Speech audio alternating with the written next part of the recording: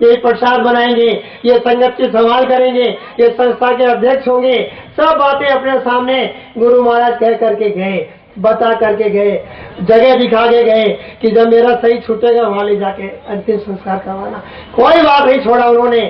एक आदमी ने पूछ लिया कि महाराज जी अपने बाबा जय गुरुदेव जी से कि आपने किनको उत्तराधिकारी बनाया?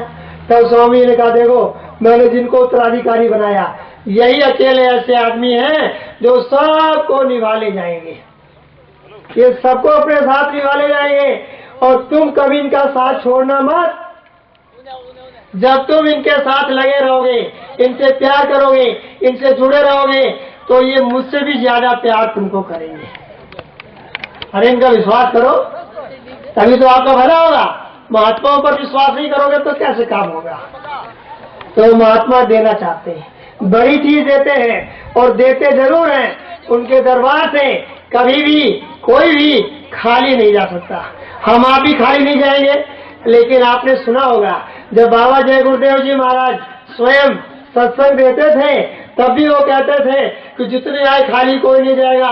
किसी को दवाना, किसी को चाराना, किसी को छियाना, किसी को आठाना, किसी को 12 आना, लाभ सबको मिलेगा।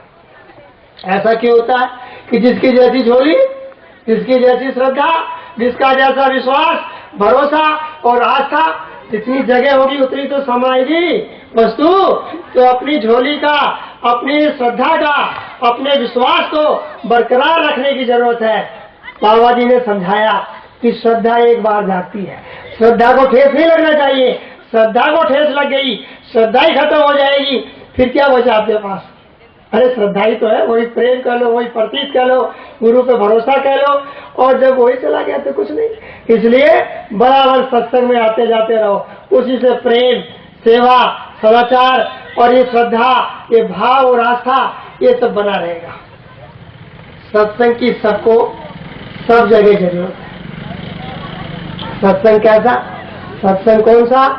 सत्संग वो जगह में महापुरुषों वाला जिन्होंने खुद मंजिल को प्राप्त कर लिया। एक दिन मौज में कह रहे थे महाराज जी कि अपन तो शब्द के जहाज पे चढ़ के हो गए पार। बाबा जय गुरुदेव जी भी कहते थे कि अपना काम कर लिया, कर रही ना चिंता कोई चिंता नहीं है। अब जो कुछ मेहनत हो रही वो आपके लिए। तो आप सोचो कि हमारे लिए गुरु महाराज ने अथक और सतत मेहनत किया और हमारे लिए ये अपने महाराज जी भी दिन रात एक करके मेहनत कर रहे हैं। तो इनकी मेहनत का लाभ हमको लेना ही चाहिए। और लाभ लेने का तरीका क्या है? भक्ति में सीधा सीधा आज्ञा का पालन, और कुछ नहीं। भक्ति का मतलब क्या है? जो कहा जाए जो करो, जो कहे उसकी पालना करो। उन्हीं को कहते हैं गुरुमुख, गुरुवर्ती। और गुरुवर्ती के लिए संत मत में महात्माओं ने समझाया कि गुरुवर्ती एक पल में तरते हैं, एक पल में पार, देर नहीं लगती है।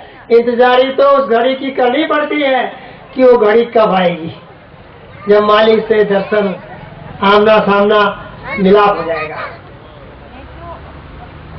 संसार में लोग गाने गाते, फिर भी गाने ही लोग कि जिस सावन में पिया मिले वो सावन। सावन तो हर महीने आता है, हर साल में सावन का महीना आ जाता है, लेकिन खाली है, खाली चला गया। अरे वो सावन, वो घड़ी जब वो मालिक का दर्शन दीदार अंदर में हमको मिल जाए।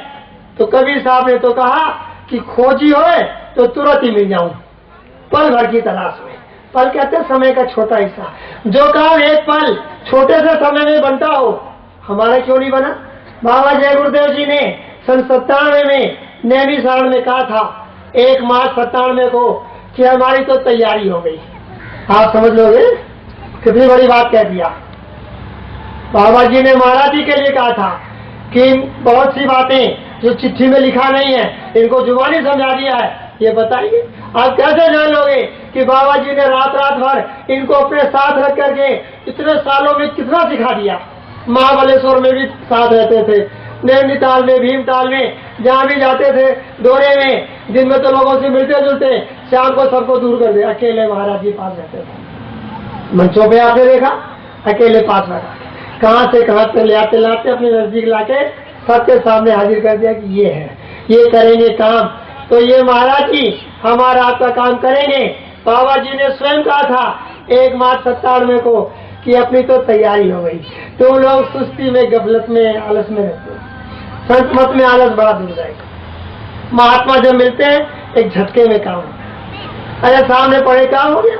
महात्मा के मिलने की तो देर होती है, जब मिल जाते हैं तो मालिक के मिलने में कोई देर नहीं।